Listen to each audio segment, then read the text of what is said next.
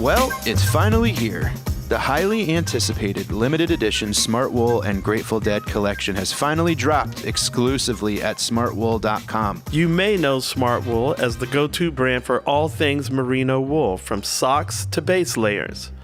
Smart Wool has been keeping people comfortable outside for decades with some of the softest and ethically sourced merino wool out there. Well, Smart Wool's limited edition collection and collaboration with the Grateful Dead is back by popular demand right in time for the holidays. From t-shirts and hoodies to beanies and socks, now you can have the next level comfort of Smart Wool with all your favorite iconic Grateful Dead designs. Shop the drop exclusively at smartwool.com and get it before it's gone for good. Gone for good. That's Smartwool, SMARTWOOL.com.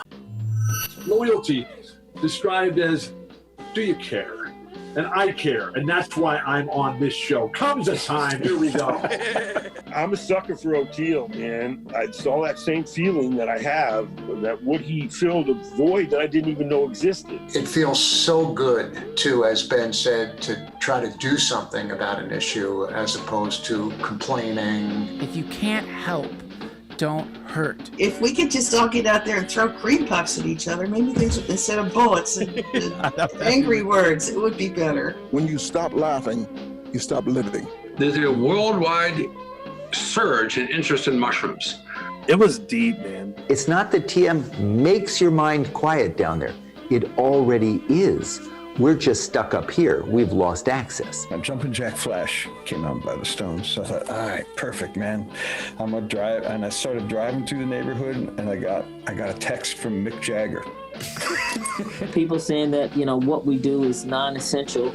Well, playing those few gigs that you saw me at felt pretty essential to me. It wasn't like they were clapping from here. It was they were clapping from here. My view of things is that death is the last and best reward for a life well lived. Like it's the strangest of places if you look at it right, you know? If you're liking what you're hearing, head on over to patreon.com/comesatimepod and get your bus pass for an extra episode every week.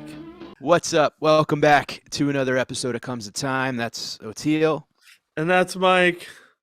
We had a good one this week. Another good one. DJ Logic. Yes. What's his real name? I just saw it on the email. Jason Kibler? I don't know. I'm not. Jason Kibler. It took me years to ever find it out. I'm never interested, when that's their name, like that's their name. I'm good. Logic. Yeah. He's incredible. God, thinking about when we were getting ready for this, just thinking about all the people I've seen him perform with, and just to know that's just like a what do they call it, a thimble's worth of the people that he's I mean, really just all the collaborations and the stuff he's doing at Blue Note, and he just has he's curious. He reminds me of my dad. I'm just starting to realize, but my dad had that curiosity and openness, but that chill thing just kills me. Because he could be in the center of just like the most, just like the road, New York City, whatever. He can just like, he said, you know these other people? Can you sense your spidey senses? I'm tingling all the time. So great. Line of the year, dude. That was great. Dude, we got to make a bumper sticker or a t-shirt or something. Oh. Yeah, he's the best, and really can't thank him enough for taking time to chat. And it's just one of those things where I feel like that's a slow burn of like that could have been a 20-hour conversation if we were able to kind of get deep into. There's so much. I'm fascinated by. She said, I told her she had to wait till noon. And I was like, it's noon. Right on, clockwork. Nice. Hi. She can't hear you. Say hi. Oh, okay. Hi. Hello. Yeah.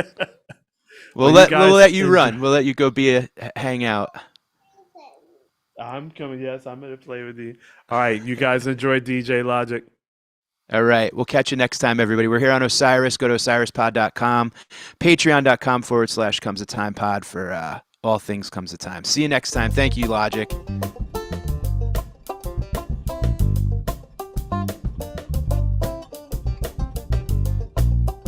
So how you been, brother?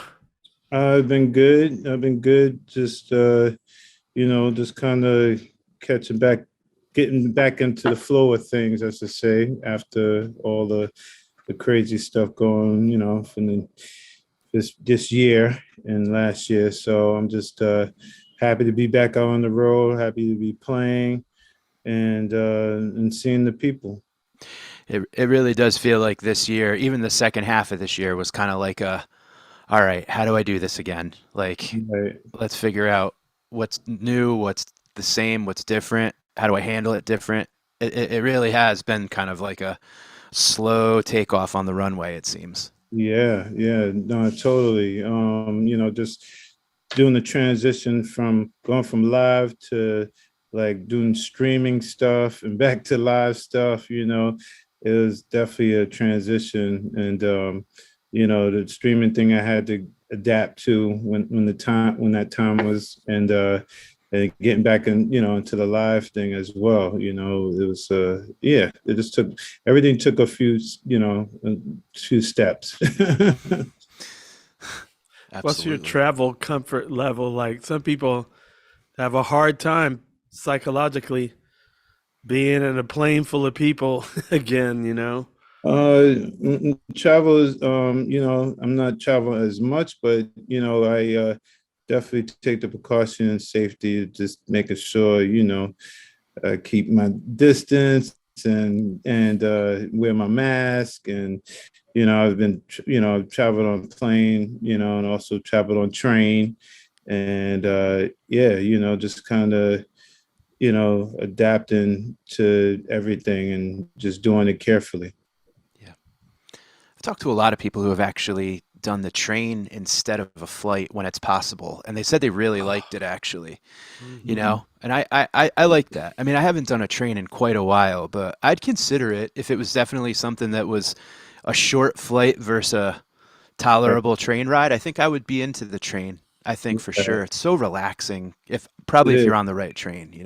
Yeah, I'm talking about like the Amtrak and stuff Yeah. like that. Yeah. So getting to the gigs and the distance is always short, and then the flights you can't. I have to take the long legs to the West Coast and south and stuff like that. So yeah, I just try to judge it all right. Nice.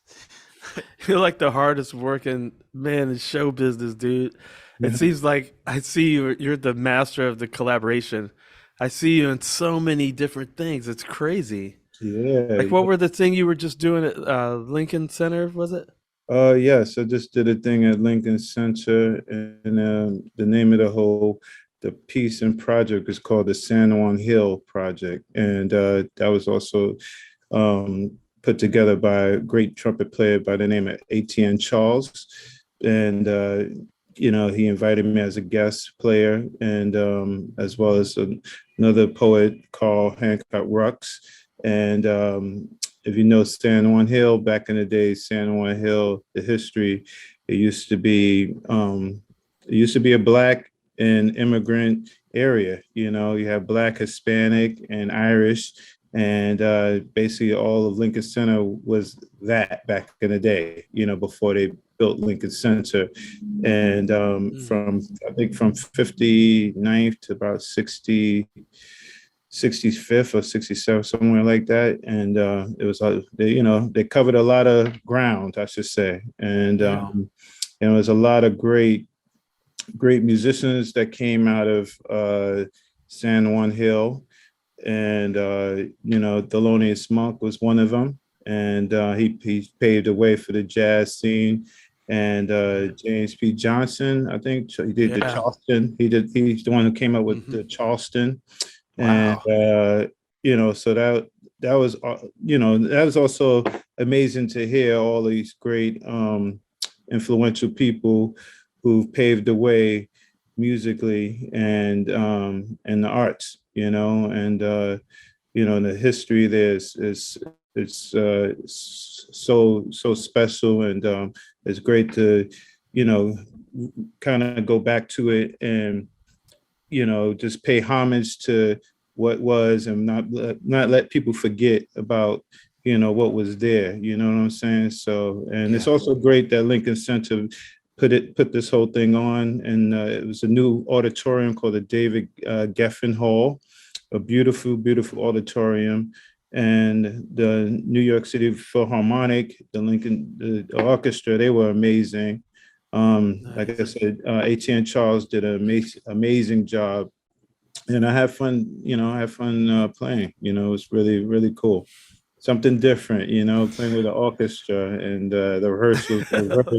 The rehearsals are very brutal, but it all came out. It all came out wonderful, and people loved it, and I look forward to doing it again.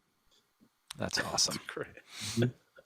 You really do have, Otil, you hit it on the head though. You're like the master of collaboration. It's just so interesting to think back to like all the times I've seen you live and how different each situation was, and how you figured out a way to like tie it all together or put a fun twist on, some of the stuff. Like it's just wild seeing you with Kimok, seeing you with Bobby, seeing you with all these, it's just incredible. And it really did. It bridged it bridged gaps, and it opened up a lot of opportunities for we learn from music, right? And we learn about music, and we can go forward and backwards, and you brought a lot of that to a lot of people for sure.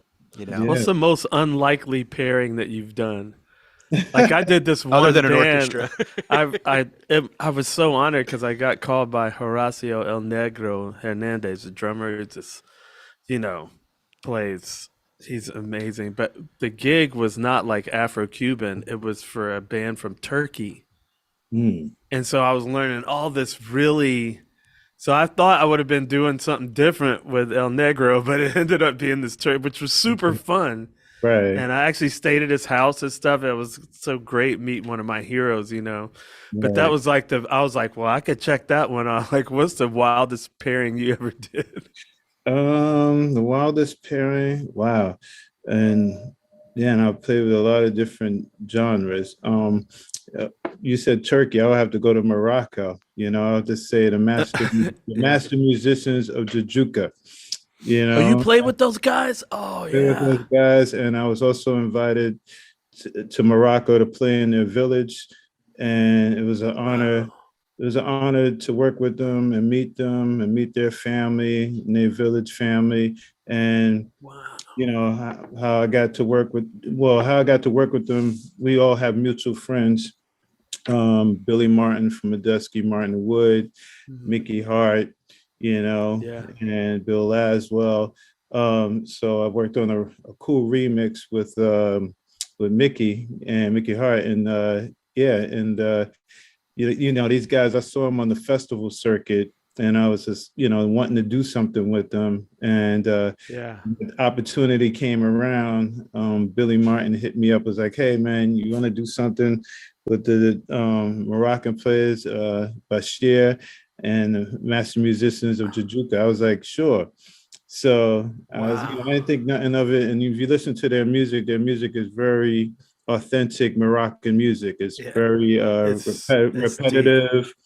It's also kind of a little hypnotizing, but it's just like a sitar sound, but it's all flute and double reed. Oh double man, reed, right? So that's cool. I had the opportunity to play with them in Europe, and also had an opportunity to work on a recording with them. So just trying to come up with vibes and things like that, sounds and beats and stuff around that for me was very special, and it kind of put me in a place, and it's like a humble place and relaxed place. So I have to say that was very special. We got to play a little bit of the Jajuka Sorcerers for the people on the podcast so you can hear it. It's very ancient sounding. Super ancient sounding. It's to hear you DJing with that. I gotta hear that. I found out about that through Ornette Coleman. Right. Or through Colonel Bruce. He's the one. Colonel Bruce, that's right. Yes. He's a historian. He's got he was from that's where I think Ornette did a record with him, right? I think so. or they were on Yeah, they did something. on it. Yeah.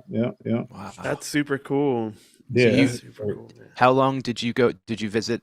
Did you go there for a certain extended period of time, or? yeah, I was there for about two weeks. I went to Mm. Casablanca, Wow. Marrakesh, yeah, and up to Jajuka, to their village, and it was just a humbling experience, just to Yeah. taking all the scenery, the vibes, the food, I bet that food yeah, was good, wasn't it, man?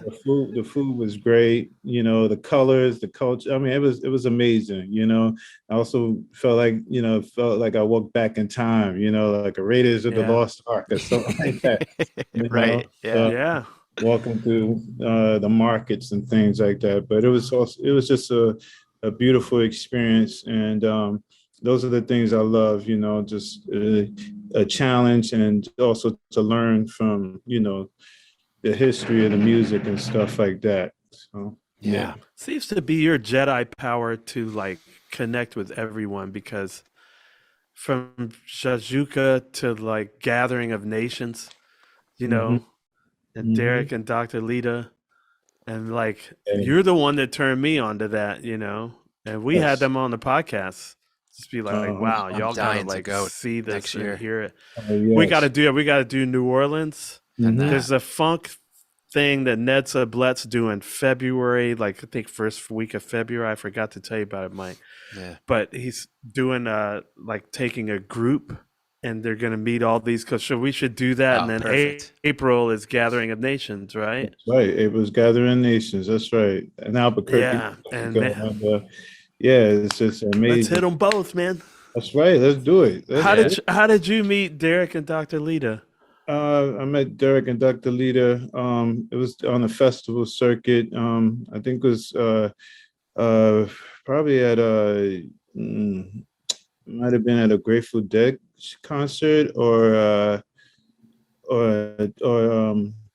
I think it was a Jam Cruise, one of them, and it was Yeah, they definitely on the used to do festival Jam circuit. Cruiser. Yeah, I used to see them more than once, at the festivals, and we just talked about music, and I know they talked about wanting me to come and do the gathering, and at that time didn't really know what it was all about at the time, and then I looked back, and then I was like, I looked into it, and I was like, oh, okay, I love to do this. It's part of the Native American culture, and it just felt right. It felt great, and they're doing an amazing job over there, as well as Melanie, their daughter. Yeah.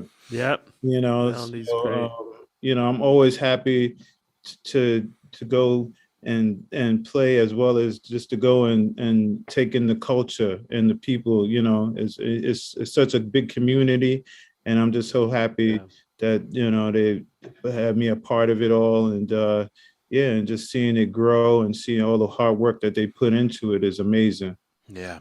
It is, man. I They've been learned doing a about long it from time. Motil during the pandemic. So there was not, it wasn't happening. So now, Yeah. again, like just this year, even I think it was in April, right? This year, but it was Yeah. smaller. So yeah, next year is kind of hopefully when, that would be incredible. All right, do you go annually? Yeah. Yeah. I do go annually. I would say this is probably like my maybe my 9th or 10th year there going. Yeah, I've been doing it quite a while, and it's been great. It's been great, and I've been enjoying it. And I recommend everyone else to get the opportunity to go check it out, because it's such an amazing event, and the culture, the history and everything is something special and something great to see. Yeah. So what's your origin story, man? We see you everywhere, like everywhere I turn, which Right. is great. But what were your beginnings? Yeah, I'm interested in this. Man, wow. Yeah, just growing up, me just kind of, I don't know, just how should I say, just landed from outer space. and, growing up in New York City, in the Bronx, and you know, my family from the South and from the Caribbean. You know, what else? My, you know, my love for music was, you know, my mom was playing a lot of soul and jazz, and you know, me just uh, also being exposed to like hip hop and stuff, and coming up in the Bronx and stuff. Yeah, So, yeah. you know, that was like my first love, you know, so that's what got me into DJing, was listening, you know, going to the hip hop parties and stuff like that. And then So who were your first favorites back then? my first favorites was like Run DMC, you know, Jam Master Jay, you know, Flash, yeah. Who else? Jazzy J. These are the names that I heard a lot.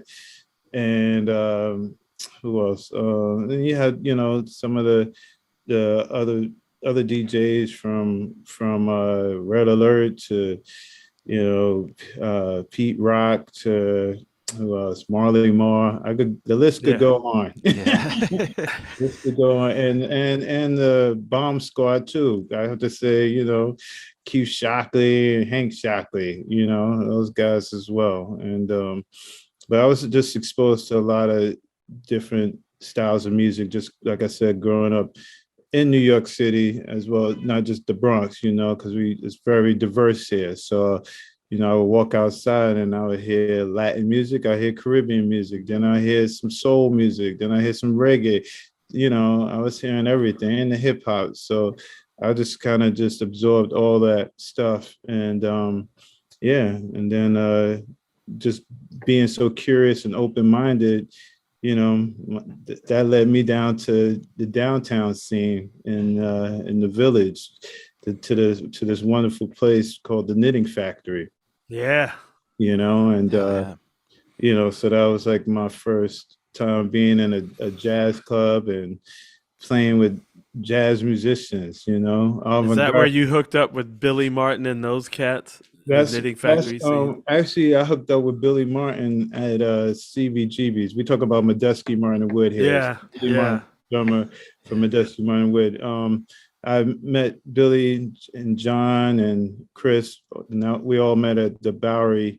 It was a CBGB's. It was CBGB's, like they had an opposite club. So and at that time I was playing with Vernon Reed from Living Color, and yeah, we just kind of, it's like one of those Jedi things, you know. We saw each other and we just kind of, that's like, wow, mesmerized, like, hey, you know, I'd love to do something with you. And I was like, vice versa, you know, let's do something. And at the time, you know, I didn't really know they had a big following that they did. And, you know, I just heard them play, and I was just like, oh, these guys are great, you know, great trio. Yeah. And then I just got a call from them, and this is like during their Shack Man record, and they were doing they were doing gigs around the city in New York, and it happened to be the Knitting Factory, and I got a call from Liz Penta, and yeah, they wanted a DJ to come and play with them, and I was just like, all right, you know. So I came and brought all the music that I was listening to at the time, and enjoying the jazz, acid jazz, the hip hop, you know, all the good hip hop, and the breaks, you know. So I kind of just mixed it all in, all those different genres, and it was a dance party, and they're following, and you know, they're I should say, they're following. Everybody embraced it all, and I was very happy to see that. And I was having fun, and yeah, and then one thing led to the next. They asked me if I would love to sit in with them, and I was just like, of course, I would love to. And you know, once that happened, that was it. You know, it just went. I caught a couple of those. You played, was it at one of the festivals? I can't remember if it was the Berkfest. Yeah. Or that's what I was thinking, was it Berkfest. Berkfest. I think I saw you guys, and that's another thing that we, you know, talk about a lot with music, where it's like we're lucky in this world when you're, like you said, curious and open-minded, where you learn a lot. Bands and musicians, when they collaborate, it kind of opens up a whole door of, like, you learn about different musicians and different pathways through Medeski, collaborating with you and then collaborating with Schofield. on a go-go. It was just, those were two totally different. Like, I loved Medeski from the start, and then it's like they go, here, check this out, here, check this out. And that's the fun part about the spirit of music, is the collaboration and the you leave with 3 new favorites, and then you go down those rabbit holes and learn about the acid jazz and learn about, it's incredible. It's just incredible. You so did fun your that you own get that opportunity. little thing at the Blue Note, right? Huh? Sorry. Did you do a thing at the Blue Note where you had different people? Yeah, every night, something like that. Yes, I did a thing at the Blue Nose, a residency that's been going on. This actually, I'll have the 4th one coming up next year, 20 of New Year, January. Nice. But yeah, I've been doing a few different residencies with different artists, and John. Well, I didn't do one with John. Actually, I did one with Carl Denson, Ravi Coltrane, James Carter, Mono Neon, Vernon Reed, Angie Swan, and Marcus Gilmore, as well as Adam Day, just to say. And all those have been, Wow. I mean, yeah, like you hear all those names, yeah. Each night was different. Also, I got to say, Anderson Paak came through, which was Nice. That was really cool to have him come through with my special guest Fred Wesley. So that was also nice, and Maurice Brown. But Man, come on, dude. I'm saying, like, all those nights with all those different as well. Oh, wait, hold on, and can't forget JoJo from Widespread also came through. So it was a lot of each night was something different with different artists and different collaborations, because one thing I love, pairing people up that never played with each other before, and and taking them out of their zone and their element. But through the years of working with different musicians and seeing how they work and stuff like that, it's just like picking up your favorite record. You play that same record over, you're like, oh, I love the way that person plays, or I love the way that person adapts to this groove and this and that. So how I just kind of picked my favorites. It was like picking like the all-star team, for NBA game, what I'm saying? And and I just felt like these people were great. It was a great pairing of artists to put together. Not all. I didn't have all those people on the stage all at once, but yeah, individually. And it was different people, different nights, and it went well. And it was all improvised. And like I said, like we did 2 shows a night, and each set was different than the first, than the last. Yeah. So I was very, very excited about that, as well as seeing the artists, get excited about it as well, because it was something different than what they usually do, and taking them out their element and being experimental and having fun. That's the most part of it, having fun and seeing them smile at the end, saying, I would love to do it again. And I'm just happy to be able to get all those amazing people on one stage and do something special like that. Yeah. When you first began to DJ, did you like have a mentor or someone you studied under, or someone that kind of took you under their wing and you kind of learn the ropes? Because I've talked to a couple of different friends of mine. Cypher Sounds is a good friend of mine, and we were talking about how he started and stuff like that, and I'm always interested in that. What's up, everybody? This is Mike, and today's show is sponsored by Sunset Lake CBD, a Vermont hemp farm crafting affordable CBD products designed to help with stress and sleep without breaking the bank. Sunset Lake CBD is a majority employee-owned hemp farm located just outside of one of our favorite places, Burlington, Vermont. For years, Sunset Lake was a dairy farm producing milk for Ben & Jerry's ice cream. We had them on the podcast. In 2019, they diversified and started growing hemp for CBD. And Sunset Lake CBD crafts products with hemp grown on their family farm and ships them directly to the customer, cutting out all the cost associated with getting on the shelves at stores.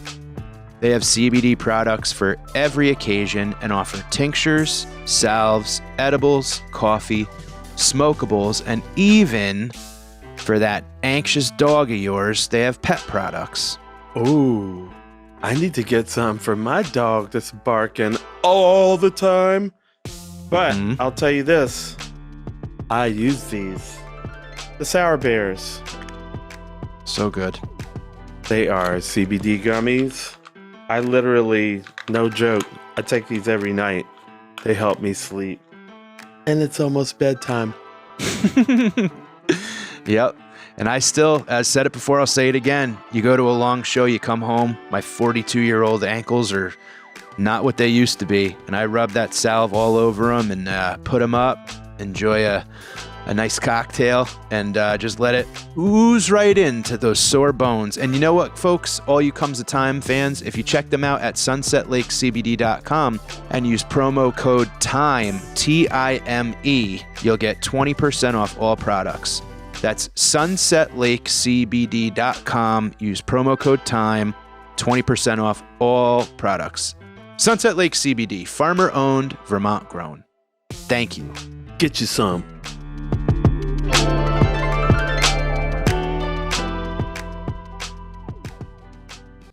I would say it have to be a lot of people, there's a lot of people that, the very, part of my, me coming up and watching me grow and stuff like that. And I don't want, to lose, to kind of not saying miss out on somebody's name out, Okay. You don't want to leave anyone out. Yeah. Because it's like, everybody, you got people, the older generation, as well as the new generation. Everybody you get something from, and you kind of, they kind of give you a little boost, and when you talk to them. So I'm always open-minded to talking and discussing things, but one person that stands out for me is, I would say, Vernon Reed. And Vernon, he's watched me from when I was a kid. You know what I'm saying? So he's seen me grow, and I definitely go back to him to talk. Actually, today we talked this morning. We always get up early in the morning. Either I hit him up or he'll hit me up out of the blue. So, and we just talked about putting something together, nice. End of the month. And who else? I reach out to Otil, when I could get Otil. We send each other UFO stuff. That's right. He's always from outer space. You're ahead of me on a lot of stuff. I'm like, damn, I didn't know that one. Yeah. I think you're getting it like right as it comes out. Right. Well, Vernon's kind of like he strikes me as kind of, I went over his house one time, the abstract ranch. Yeah. And he's almost like a professor in some way, like a nutty professor, like a, like he's interesting, man. He reminds me of Colonel Bruce in some ways. Very encyclopedic knowledge of lots of stuff. Yes. Lots of things. Yes. And that's probably that's why I love him so much, because you picking his brain, and when he starts talking, and then there's a lot of legit shit. And it's legit shit. But it's he's one of my special dear brothers and friends and colleagues, so I love him a lot. And nice. Yeah, it's good to have those people, man. They come along just when you need them. I'm glad to know that a lot of the people that you were into were approachable. That and would share with you. Yes. Yeah. It's not always that way sometimes. It's not, but it's always good to have somebody, in your corner, and, when you really could get to them and, get that advice. And, so I really appreciate that. And there's other people too, so I can't, too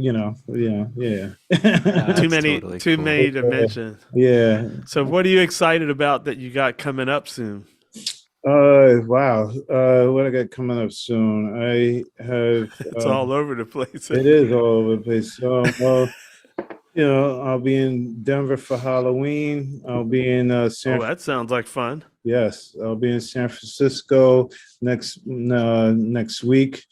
I have some stuff coming up for the New Year's. That's all. We're just kind of solidifying everything. Can't announce it yet, but it's something really big. Yeah.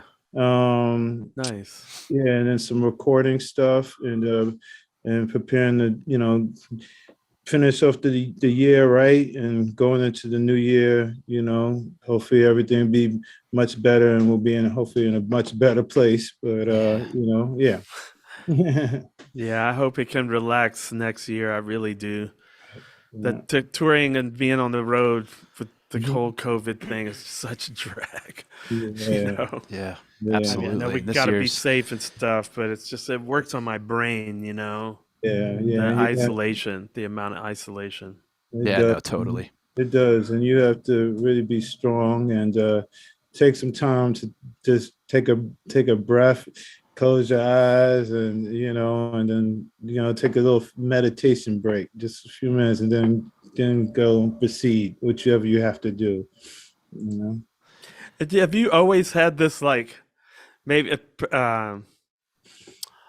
awareness that you are an alien? Like you seem like it's hard, like you're always smiling. And he's like, yeah, you gotta were you wound up more younger, or did you get this now? But it seems like the whole time I've known you just been like very chill. Yeah. Or did you just realize you were an alien like really early on and be like, it's all right, man, all this is not even. Yeah, I think it happened early, and it's been in me, and it's been in me, the whole alien, it's been in me. So I'm just, in my moment, and yeah, and I express it in my alien way. See, I'm the opposite. I feel like a fish out of water, right. And I'm like, I want to get back to my home planet where they don't have war and all that stuff. Right. Well, yeah. But you've taken the other path of it, which I really love. Which Bruce did that too, man. To him, he had a lot of fun here. It was like a playground. Yes. Yes. And you seem to have that Jedi power. I love that. It comes able through to be more at ease. Yeah, it comes through when you see it live too.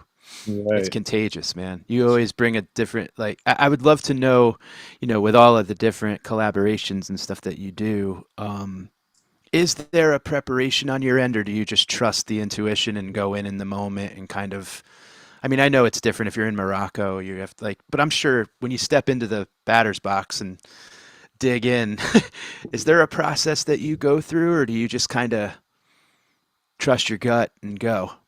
Well, back to meditation. I gotta center myself, get myself in the zone, and I prep some stuff. Have some prepped ideas, or I'll go over some stuff with one of the two musicians, whoever I'm working with, and I just kind of. And I kind of also sometimes feel it, so, this is, it might change soon as I might come up with something. I have an idea before we go on, then I might just change it. Like, let's just go out, start off like this, Yeah. And it's like, you read in the floor and you get in the vibe and the energy, and then this is where you want to take it and kind of grab everyone, by that. And, it's like picking up your first record. This is what this is what I think is going to be, going to kind of make the crowd feel a certain way, get their attention. You got that's brave. Yeah. That's really a brave way to approach things. Like, right. I mean, think about doing a series at the Blue Note, and it's all improv, right? And with different people every night, right? And you're like, and DJing too. Yeah, I mean, when did you get into the meditation? Oh man, I got into that. like way back. I think I was out on the road with Medeski, and also when I think I went out with Bobby too, because then Bobby was doing the yoga, at Yeah. that time too. So that was with Rat Dog, That was so fun. and I didn't really get into the yoga all that much because I was like, lifting weights and doing push-ups and things like that. So that was another challenge for me to do the yoga stuffs and meditating and stuff like that. So it also it helped, just to be able to be on the road for so long and being away from family. And yeah, I just wanted to, just ground myself and yeah, just that's it. That was Any a long time particular ago, Rat Dog, man. Yeah, that was It's stuck, late yeah, 90s, yeah, mid to late yeah, 90s? with Rob Wasserman. Yeah. Yeah. So I saw you at Yeah. the Hippodrome playing with them. Yeah, When yeah. any particular type of meditation? Uh, I mean, I think, it doesn't have to be any particular type. Everybody has their type, and I think, you know yourself and you know how to center yourself and just close your eyes, and, you get into your space and that space is right where it needs to be in the center. See, Love it's it. that Jedi power again. You Yeah. could just go there. Can you That's spot cool. can you spot other folks from outer space? Do you have a sense? Does your spidey sense tingle if you see another? It's always tingling. My face tingles, He lives in New York. Yeah, true, right? Yeah. it's tingling, but yeah, That's you the best answer I've ever heard. It's always It's tingling. always tingling.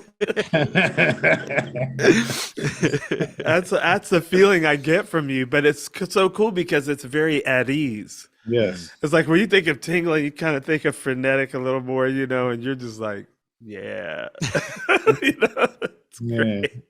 Especially in New York. Yeah. See, that's what I need in New York because I get in New York, man, and I last about 2 weeks and I go, everything needs to stop. Just shh, just. Yeah. But you could just be. It's like being in the eye of the storm, and you're just like, I'm good. Right. Right. Mm-hmm. It's gotta Such be. beautiful Jedi power. I always think about that too with people that actually grow up as a child in New York. Mhm. It's a whole other childhood. Like it's different than anywhere. Like Well, especially depending on the time period. 'Cause, right? No, of when I course. hear my And the parents borough. talk about they're Yeah. from the Bronx. Yeah. And they used to leave their front doors open because Right. that was the only air conditioning you had was so you shut the screen doors Mm-hmm. and you left the doors, front and back, and then create a breeze through the house. Yeah. Right. And so it was just a different time, but it's still a different thing. Like they have more senses, Mhm. they're more aware. Yeah. But they got out. They were like, I don't want to raise kids here. You know what I mean? They jetted, so I think I inherited a little bit of that part. Right. Right. You remind me so much of like my Yeah. folks and their folks' friends and people in the Bronx. Uh-huh. Got that vibe. Mhm. Always tingling. That's right. That should be the name of the memoir.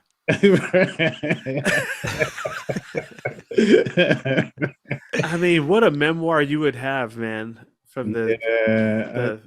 all the different avenues you've been opened yourself up to. Totally. And it's like, even when I do an interview like this or any interview, it just takes my mind back to all the accomplishments and all the things I've done musically and places I've played and, people I've met and things I've saw.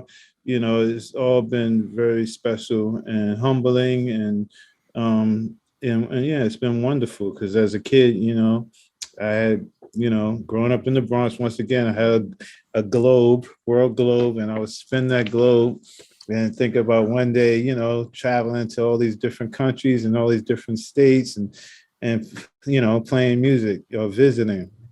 And I think I've done that, and it feels special to have friends around the world and people that hear your music and love your music and love what you do, and I just love the eclecticness too. Just being eclectic and open-minded musically. To be able to collaborate with so many different genres and have those different genre artists want to collaborate with me and do something different. Yeah. Speaking of open-mindedness and stuff, I'm wondering about how the advent of technology and the digitizing of things versus the vinyl, and how do you personally like approach that when it comes to, you know, just open to it all?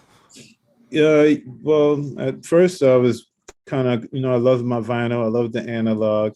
So, it took a minute for me to switch over, but because I wanted wait for the technology to get all the nooks and crannies out, make sure everything was working right for me to, move in that direction. But I still collect vinyl. I still love the sound of vinyl and analog. I still think, you can't capture that warm sound, even if, you got the purists and the digital people saying you can, but, it's definitely something in the air that, tells you. It's just kind of like eating food, distinctive flavors, you know what I'm saying? So, but I love the digital. I love what's going on now in the digital with music and stuff like that. And I love how new technology with the DJ uh, uh, software is going with Serato, which I use. I also use Logic and Pro Tools, and using all those different resources to use it for my disposal to be able to do what I have to do it's amazing, because sometimes it would take a little more time to get something done and this and that, and now it's just like 1 2 3. It really is. And then if you need to get someone to play on something, you just send them an email and stuff like that, and you send your email back, and also the trade music, same thing with trading music, you always, shooting MP3s here and there and stuff like that. But I just love the art of going out and digging and going to a record store, getting my hands dirty, picking up a record, touching it, reading it, looking at the artwork, because all that says something too. Yeah. How special the artist put in to make that package look presentable for you to want to pick it up and want to read it, and also read all about all the other artists that are on there, the players, I should say, whoever, wrote the lyrics or played bass or played drums, programmed the beat, all that stuff. It's amazing to hit, see those names and then they stick in your head, oh, that person played on that record, oh, that person did that, or that, you don't really get a chance to see that when you go online to download the music. Sure, You don't get, you just see something thrown in your face and all of that stuff. So I love just reading reading all the discography and everything as well, with the package that comes with it. Nice. Yeah. That's awesome. Keeping up. Who are some of the people that do what you do that have come up that are new that you think are get the old school but also innovating? Let's see. Wow. I mean, I've been listening. Robert Glasper's doing some cool stuff. Who else? I said Anderson Pot got some great stuff going. But I'm talking about like DJs Oh, specifically. DJs. Oh, well, it's brother. Got, man, it's a few different DJs. Playing with the live band, you mean? Yeah, I'm talking about kind of doing like what you do. Someone that's like in the same vein as you, but someone who's come up newer, like after you. Okay. Well, I'll say my brother Jahi Sundance, he's doing his thing. He was playing with Robert, Who else? Damn. I like Kid Koala, but he's been doing his thing for a while, Yeah. And then Bullfrog. I know when we went on tour and stuff. So, uh, yeah, that's what I can think of right now. So when you guys get together and hang out, what are the cats that you talk about? Your heroes, like my guy. When I get together with all my friends, we're Right. always talking about Uh, Elvin and whatever, Herbie uh, and who are the DJs you guys talk about when you get together? Well, you talk about some of the guys who paved the way for us, from the Flash to, you had DJ Premier, you had Pete Rock, you had, Jay Dilla, it's a lot of influential people in the space, and Yeah. Ali Shahi Muhammad, played with Tribe Called Quest, everybody has some different styles musically and in their way of in a way they play and a way they produce music as well, so they incorporate a little bit of this and that. So, Yeah. And we take a little bit of that and we put it into our own thing. We just make it into our own thing, So yeah. Do you find that like with a lot of my favorite musicians, you have these camps. You'll have Mhm. like the Detroit, like the Motown camp, and then you'll have the Muscle Shoals camp, and then you'll have the New Orleans, like the different cities, and they all have their different sounds. A Wrecking Crew out in Yeah. California, or the East Bay sound. Is it the same way with DJs? Do you hear the difference, like based on like the city Okay. itself, Chicago, Atlanta, Philly, whatever, New York?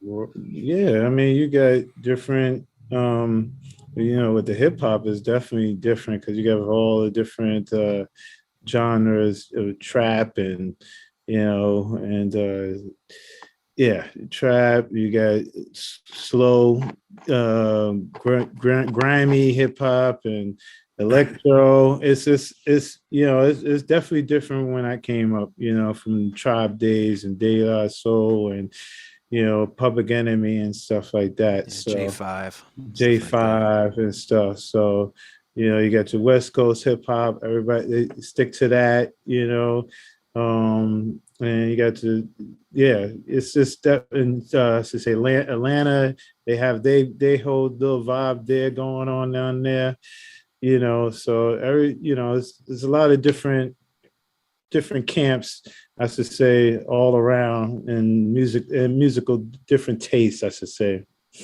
Mm. Do you remember the first gig, we'll call it, that you got behind, got up on and played and made everybody dance? Like, do you remember when your first live performance or your first live like party or the first time you ever like spun for a group of people? Yeah, it would have to be in the Bronx. I was just like, wanting to do something for my community, and I wanted to put on a party for my neighborhood. So I rented out the community center and just charged everybody $1. And I just DJ'd and made sure everybody had a good time. And then so that, and for me to bring my equipment out of my house to downstairs, that was a big job. I had friends to help me, but it was special just to be able to do that, to give back. And then I would say, some of the bigger places, have big places like Red Rocks, playing Red Rocks and doing a big thing there. Uh, Playing in Charlotte, that was good. Wow. What year was it when you did that first show? Yeah. Which show? Which one? Your Community very center. first one, where you rented out the community center. Oh man, that had to have been like Earth years too. Earth years. yeah, it could have been like kind of like 80s or something like that, early 80s or late 80s. Early 80s. Yeah, somewhere around there. I'd say maybe like late, it might be like late 88, 90, somewhere around there. Yeah. Was it a packed house? Do you remember? Was it a packed Yeah, house? it was packed. It was packed. It kind of it brought people together, and you see people that you see people in your neighborhood that you see you walking by this and that, and then all of a sudden you see them at your party. So that to me felt good. You'll get to say talk to them, but then they know somebody that knows someone. Then everybody just like, oh, okay, let's go. Go to this place, and it was a beautiful thing to see. Bringing everybody together, and hand tunes, and that's what music does. When you DJ, and regardless, music it connects with people. It took you all the way to Red Rocks. And it took me all the way to Red Rocks. You're gonna have Morocco. to play in front of 100,000 people. That's right. Yeah, you got to write a memoir, man. Oh yeah. Always tingling. Always tingling. I don't care what you name it. That's what I'm calling it. Yeah. Memoir and a little documentary too. Probably got to do something. Hell yeah, man. You're incredible. Thank you so much for coming on, man. It's really great to see your face again. I feel better and tingly and more at ease now myself. So thank you. No, thank you so much, Otil, and thank you. I appreciate you guys having me, and of course, man. love what you guys are doing. I'm following y'all, and y'all been having some great interviews with some great artists, and it's been awesome. Well, thank you for everything. It's been a pleasure watching you all these years. Thank you. Otil, we gotta play. We gotta get something going. Hey man, I'm getting back to Gathering of Nations. I gotta take my kids. Yeah, you do. They have to. I'm telling you, everybody, y'all got to go. If you haven't been to New Orleans, you got to go. If you haven't been to Gathering of Nations, you got to go. I don't know how else to explain. It's a great experience. That's all. You have to see it for yourselves, and you have to come out. It's amazing. Yeah. Amazing. But hopefully, we'll get to play together before that. Probably Jam Cruise. Are you doing Jam Cruise? I haven't gotten a call yet. We'll see. Hopefully, I'll get a call after this. Well, hopefully we can help with that. It'd be great to see you on Jam Cruise. It'd be great to see you and see everyone else. I love Jam Cruise. I love everybody. Yeah. All right, man. You have a good one. We love you, dude. All right. Peace. See you, man. Take care.